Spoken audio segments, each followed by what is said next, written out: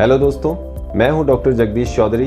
मैं हूं जनरल एवं लेप्रोस्कोपिक मिनिमली इन्वेजिव सर्जन। हम बनाते हैं आपके लिए मेडिकल एवं सर्जिकल एजुकेशनल वीडियोस, जिसके अंदर हम बात करते हैं कॉमन कंडीशंस के बारे में।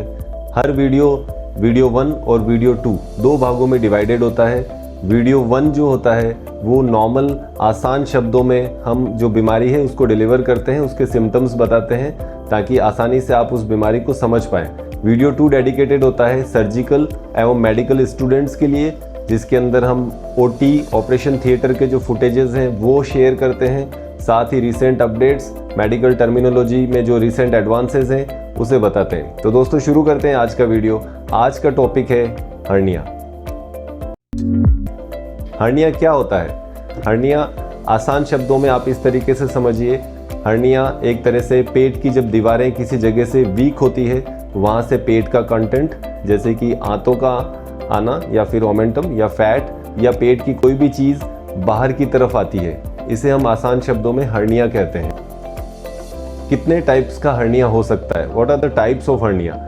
हर्निया मोस्टली जो कॉमनली अमूमन रूप से देखने को मिलता है वो इंग्वाइनल हर्निया होता है।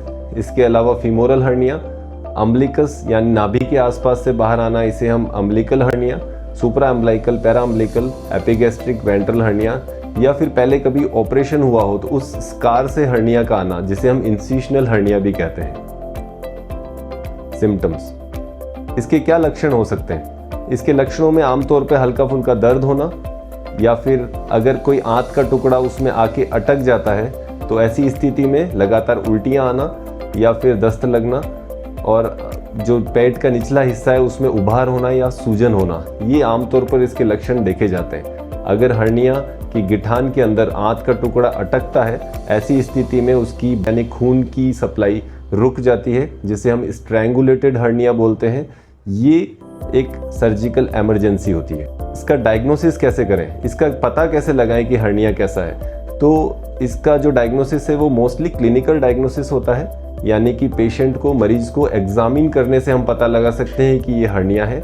मगर कुछ डाउटफुल केसेस हैं जहां हमें डाउट होता है, ऐसी स्थिति में अल्ट्रासोनोग्राफी या CT स्कैन का सहारा लिया जा सकता है। इसके ट्रीटमेंट ऑप्शंस जो सर्जिकली होता है, सर्जिकल ट्रीटमेंट के अंदर ओपन तरीके से यानी कि चीरा लगा के, या फिर लेप्रोस्कोपिक तरीके से जो कि दूरबीन के माध्यम से ऑपरेशन किया जाता है।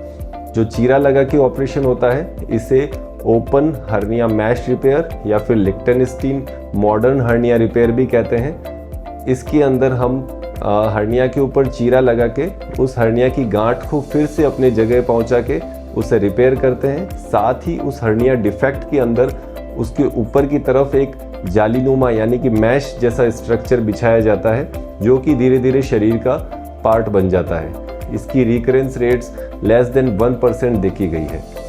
आजकल आपने ज़रूर सुना होगा दूरबीन द्वारा ऑपरेशन किया जा रहा है। ये की होल सर्जरी होती है। की होल मीन्स कि पेट में हम छोटे छोटे छेद बना के और लेप्रोस्कोप यानी कि दूरबीन के माध्यम से इसे रिपेयर करते हैं। इसका फ़ायदा छोटा चीरा होना, डे केयर सर्जरी यानी कि सेम डे ही मरीज को छुट्टी की जा सकती है। साथ ही छोटा चीरा होने के कारण पोस्ट ऑपरेटिवली ऑपरेशन के बाद दर्द कम होना और जल्दी रिकवरी होना, अपने नॉर्मल काम पे जल्दी लौटना, ये सारे इसके फ़ायदे हैं। कुछ अच्छे सेंटर्स पे रोबोटिक तरीके से भी हर्निया का रिपेयर किया जा सकता है। दोस्तों मैं आपके साथ शेयर करता हूँ 2025 के रीसेंट अपडेट्स।